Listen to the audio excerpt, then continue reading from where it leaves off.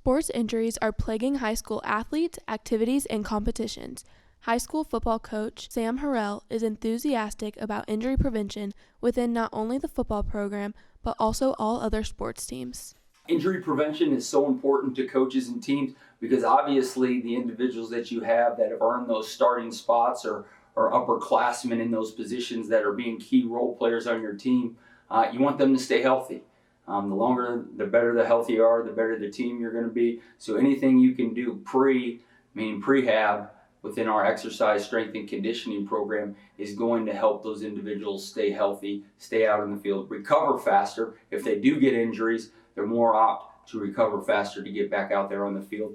We've got a great trainer in Erin, Washington, who does an unbelievable job of getting individuals back on the field in the appropriate time that she sees fit. I think one of the things we do as coaches to try and make sure that our players are healthy throughout the year is based off of injuries over the course of the season. You have to adjust your practice schedules, especially in football. How physical can practices be? Do we do walkthroughs? Do we do more classroom board work?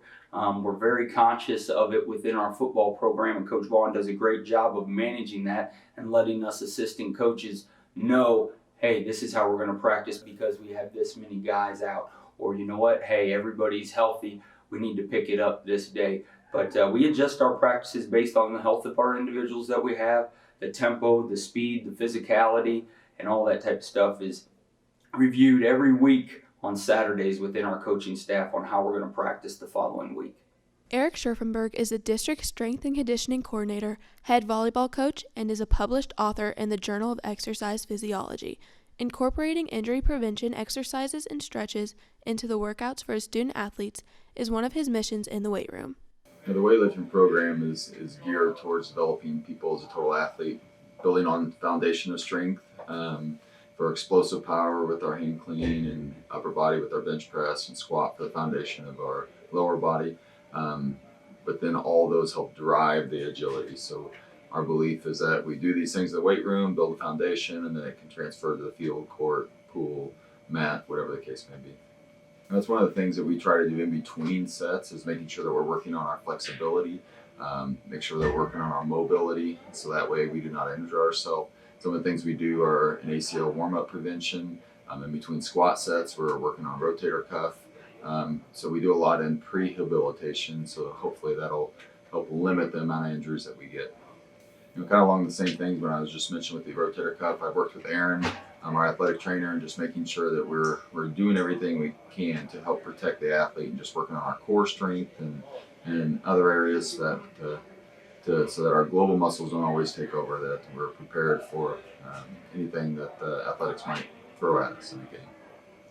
Erin Washington is the athletic trainer for the Belton School District. She is extremely passionate about helping athletes heal their injuries and return to competition stronger than ever.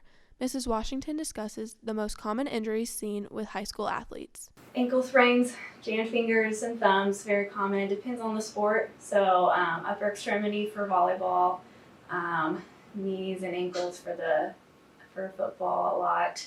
And same with basketball. So I'd say those ankle sprains and knee injuries are probably the most common than anything else. She emphasizes the importance of reporting these types of injuries when they occur and the huge impact that prehab and rehab has on an athlete's performance. The sooner the better. If it's been going on for 3 weeks, typically it's going to take about 3 weeks to really get better. So that's why it's important to come sooner rather than later, so we can kind of nip it in the bud first thing and not let it become a lingering, nagging injury. Over the summer, we do a lot of that off-season conditioning that we do, and in that we incorporate some injury prevention with the eccentric hamstring curls. So that helps with the strengthening in the eccentric phase, which is the lengthening phase of your running, so that you don't have those hamstring strains, and it just helps build that core strength. So that's kind of the prehab side before you get hurt, as well as nutrition and hydrating yourself before you go out and play. That's a big thing that I see a lot of unnecessary injuries, or just not feeling well and can't finish because they're dizzy because they didn't eat or drink well enough that day. And then with rehab, it's nice that I'm here every day after school. I can get them going with a couple exercises of rehab and then get them out to practice if we are ready to resume play. And if we can't get them out to practice, then we stay a little bit longer and get better sooner. So it's nice to be able to have that daily rehab regimen to improve your performance instead of once or twice a week and that's all you do.